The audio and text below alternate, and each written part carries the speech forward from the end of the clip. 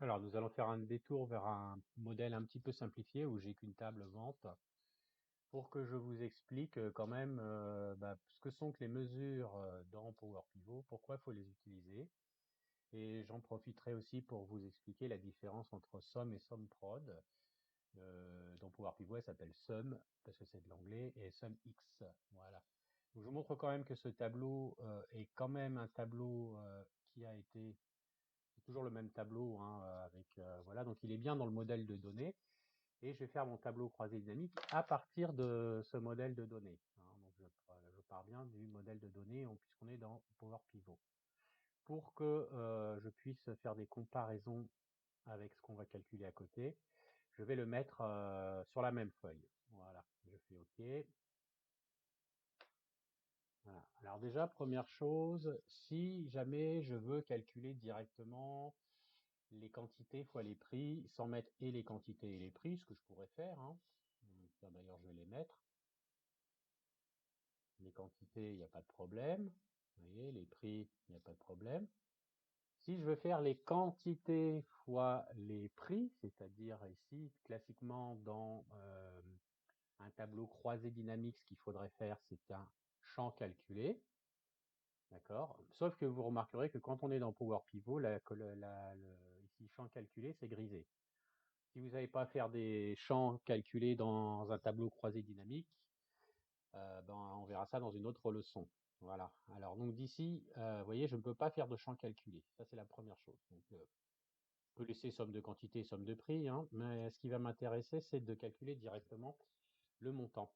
Donc ce qu'il faut savoir, c'est que dans Power Pivot, on va aller dans le menu Power Pivot de notre voilà.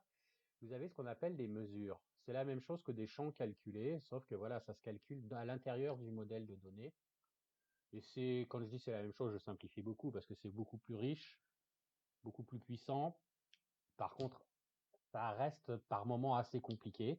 Donc là, j'ai pris des exemples simples, mais attention, hein, c'est un vrai langage, ça s'appelle le DAX, Data Analysis Expression, et ça peut être assez difficile. Donc c'est pour ça que ça va être à vous de faire un choix, comme je disais au début. On utilise Power Pivot ou pas. Si on n'utilise pas Power Pivot, il y a toujours moyen de bricoler, hein, plein de trucs. Quoi, vous verrez que je vous montrerai un exemple ou deux où si on se passe de Power Pivot, c'est du vrai bricolage pas très joli, mais enfin on y arrive quand même. Alors donc ici, je vais créer une mesure. Donc je vais créer deux mesures. J'ai créé d'abord une nouvelle mesure que je vais appeler CA. Donc quand je fais une mesure, il me demande à partir de quelle table, hein. Donc là, la table vente puisqu'il est dans mon modèle de données, il faut donner un nom, CA. Je vais appeler CA somme parce que vous verrez qu'on fera deux CA. Et la formule, je vais tout simplement écrire comme dans Excel, vous voyez, il y a un égal, je fais somme et non pas somme puisqu'on est en anglais ici, hein. D'accord. Somme, qu'est-ce que je veux faire la somme? Je veux faire la somme de toutes les prix que je vais multiplier par la somme de toutes les quantités. Si je fais ça et que je vérifie déjà ma formule pour vérifier qu'il n'y a pas d'erreur. Donc là, quand il y a ce petit symbole-là, c'est hurrah victoire, parce que vous allez voir qu'on a souvent des erreurs. Je fais OK. Voilà. Donc vous verrez que va apparaître dans le tableau croisé dynamique une nouvelle mesure. Là, il l'a mis automatiquement. Voilà. Donc c'est à somme. Je vais la mettre en monétaire sans décimale. Voilà. Je trouve que le chiffre m'apparaît quand même vaguement énorme, hein. On est à 14 milliards. Alors, je vais faire une petite vérif. Je vais quand même créer pour faire de la vérification, mais je la supprimerai après la colonne. Je vais faire une colonne montant. Et je vais faire justement donc une multiplication de ça fois ça, les quantités fois les prix. Bien sûr, ça se reporte jusqu'en bas, hein, puisque c'est un tableau structuré. Éventuellement, je mettrai en euros, mais non, ce qui va m'intéresser, c'est de faire la somme ici. Donc là, je vais faire une somme de toute cette colonne. Pardon, j'ai cliqué un peu. Voilà. La somme de la tableau vente montant, je valide. Et là, je vois que j'ai pas du tout le même montant. Donc, j'ai complètement surestimé le montant ici, hein, vous voyez, celui-là, il est dit 14 milliards. En fait, j'ai fait 154 millions, c'est quand même pas mal, hein, d'accord?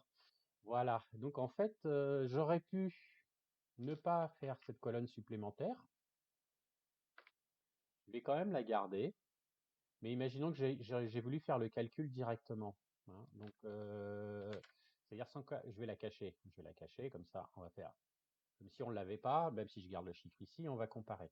J'aurais eu la première méthode, qui est forcément la mauvaise, ça aurait été égal de faire somme de la colonne quantité fois somme de la colonne prix. En gros, c'est le calcul qu'on a fait dans notre mesure, hein. On a pris les ventes, les quantités fois les prix qu'on a sommés à chaque fois. Somme, je vous rappelle, somme des quantités fois somme des ventes. Je fais entrée. Et là, vous remarquerez, je vais utiliser le pinceau pour remettre en forme pareil. On a exactement le même résultat. D'accord? Donc effectivement, la somme comme ça, c'est pas bon. En fait, pourquoi? Bah, parce qu'en fait, il fait la somme de tout ça qui multiplie par la somme de tout ça. Et en fait, il fait pas à chaque fois ça fois ça, plus ça fois ça, plus ça fois ça. Enfin, pardon, ça fois ça. Il devrait faire à chaque fois la multiplication ligne par ligne et faire à la fin bah, l'addition de tout ça. Donc en fait, c'est une autre fonction. Là, je vais écrire somme. Et ici, c'est une fonction qui s'appelle SUMPROD. Voilà, dans Excel classique, hein, SUMPROD. D'accord. Donc là, je vais faire ici ma SUMPROD. SUMPROD. D'ailleurs, la syntaxe est plus pratique parce que j'ai pas besoin de. Je sélectionne mes matrices. Donc mes colonnes, en gros, je ferme, je valide. Et là, on voit qu'on a le même montant qu'ici, hein. D'accord? Donc on a le bon résultat. Donc c'est bien une somme prod qu'il faut faire, d'accord? Et pas une somme. Voilà. Bah, donc en fait, en gros, dans notre mesure, on va refaire exactement la même chose. On va faire une somme prod et non pas une somme. Donc je vais décocher la somme, le CA somme, et je vais créer une nouvelle mesure. Donc je retourne dans Power Pivot. On va dire que j'ai pas fait ma colonne montant, hein, on est d'accord, hein, elle est cachée, c'est pas pour rien que je l'ai cachée, on va dire qu'elle n'existe pas. Donc dans mon menu, d'ailleurs dans mon modèle de données, il n'a pas été importé pour le moment, hein. Dans mon menu Power Pivot, je vais aller sur mesure, je vais créer une nouvelle mesure que je vais appeler donc MD ventes, je vais l'appeler CA correct. D'accord, ou j'aurais pu l'appeler CA SUMPROD, enfin bref, c'est le bon CA. Si je fais ça, j'écris sum x. Sum x correspond à SUMPROD en fait. Alors là, par contre, il faut donner le nom de la table. La structure de la syntaxe est un peu différente de la syntaxe dans Excel. Ensuite, il faut mettre l'expression, c'est-à-dire bah, qu'est-ce qu'on veut faire? Bah, ici, la multiplication des quantités par les prix. Quand je vais commencer à écrire quantité, il va me proposer quantité entre crochets, voilà. Si c'était des tables qui étaient liées entre elles, j'aurais besoin de préciser le nom de la table, mais ici, c'est pas nécessaire, donc je vais prendre la quantité que je vais multiplier par le prix. D'accord? Pareil. Voilà. Je ferme ma parenthèse. Je vérifie ma formule. Il n'y a pas de problème, pas d'erreur dans la formule. Donc je fais OK. Et je ferme. Et cette fois, si je mets le CA correct ici, vous voyez que c'est le bon chiffre. D'accord? Donc là, on est bon. Tout à l'heure, on n'était pas bon. Voilà. D'où donc attention à la nécessité dans Power Pivot. Donc ça devient quand même complexe, un peu difficile. Il faut faire des mesures, hein, voilà. Donc c'est à vous de voir si vous êtes à l'aise avec ou pas. Les mesures, bah, en fait, on prépare à l'avance les mesures avant même de les utiliser. Donc là, j'ai fait une mesure du CA qui consiste à multiplier tout simplement les quantités fois les prix. Voilà.